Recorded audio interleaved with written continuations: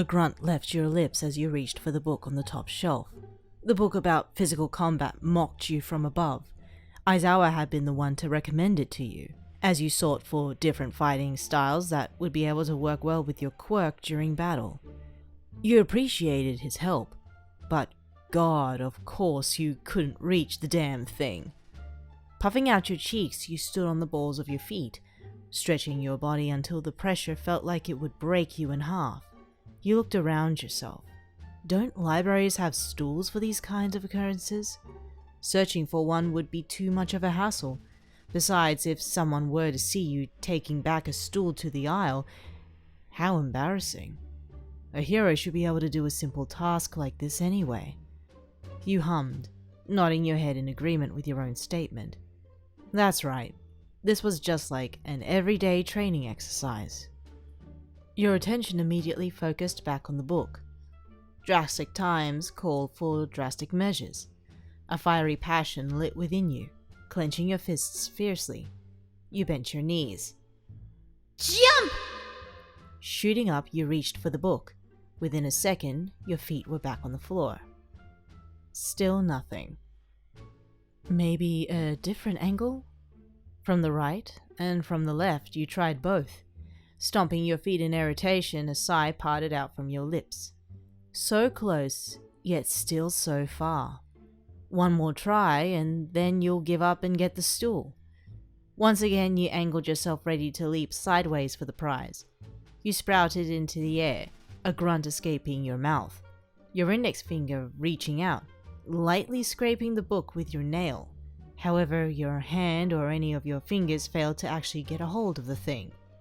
Feet colliding with the floor once more, you stumbled to your left. There was no hope. No! Your falling form hit a stationary object in front of you. However, this stationary object seemed to be wearing clothes. Grabbing hold of the fabric, you pushed yourself back to your feet before looking up at the figure. A smile curled up on your lips. Iida! He gave an apologetic smile back. Are you all right? Enthusiastically, you nodded back. You patted down your frame, checking for bumps or bruises. None. Good. He chuckled.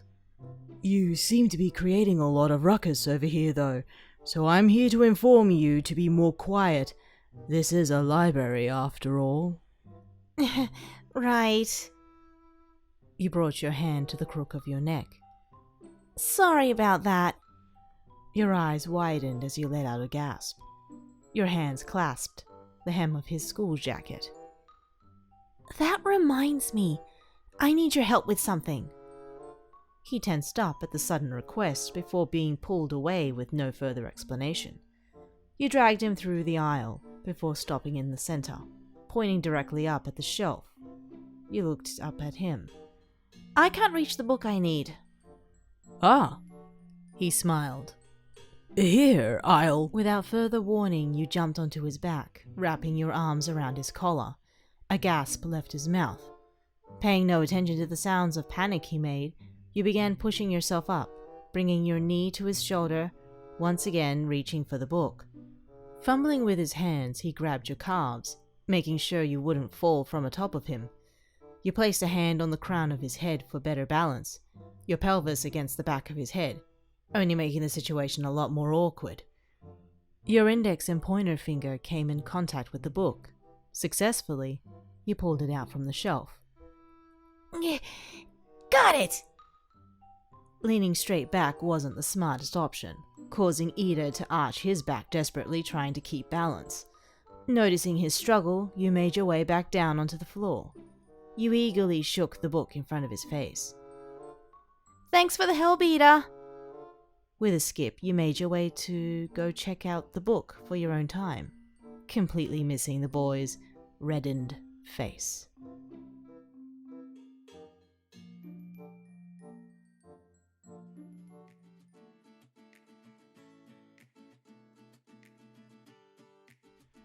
God had forsaken you. Being short didn't ever seem to have its perks, especially at this specific moment. The crop top hanging on the highest rack seemed to be taunting you from above, but God, it was really cute. Damn stores discriminating against short people. You let out a huff, reaching for the hem of the shirt to no avail. You reached further, bouncing up and down from the ground in a desperate attempt to at least touch the item. Sighing, you placed your hands on your hips in frustration. Not cool. Hey, traveler! Perking back up, your head shot to look to your right. The Shiketsu student walked towards you, 2 baskets filled to the brim with different snacks and items for their time off of school. I think I got everything we needed, he said as he looked through the items, double-checking. Oh. His gaze shifted into a smile. But if there's anything you want, then feel free to add it. Snickering at his kind behavior, you made your way towards him. You both had been graciously given a week off of school, both of you grasping at the chance to finally spend time with one another. Coming from 2 different sides of Japan, the East and the West, it was hard to keep a long-distance relationship, so any opportunity that was given, each of you eagerly took it.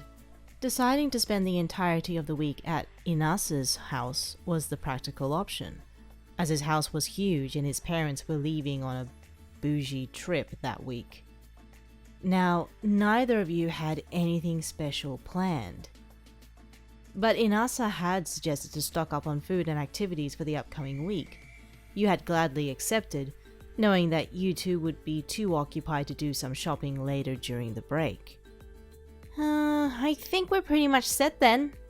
You smuggled through the baskets, pleased with the choices he had made. But I need your help with something real quick.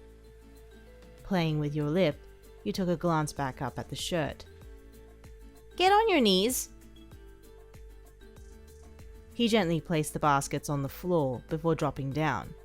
You made your way to his back before climbing up onto his shoulders. Resting your thighs by the crook of his neck, you made yourself stable. Where to? He asked, standing up. You easily rested on his broad shoulders, his large hands resting on your thighs, keeping you in a secure position.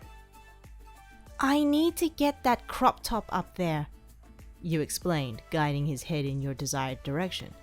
He hummed, walking over, allowing you to snatch the shirt from the rack.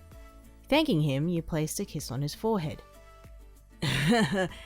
Why don't you get this one too? He bolted over to another shelf of shirts. I think it'd look cute on you. Fully agreeing with him, you took the recommended shirt. Having no self-control, the 2 of you may have spent the rest of your time shopping for clothes and trying them on in the dressing room. Finally, after hours, having a little bit of self-control, the 2 of you had come to a stop, walking to the cash register with now a full cart. I think we should go shopping together more often, you suggested as the 2 of you made your way out of the store.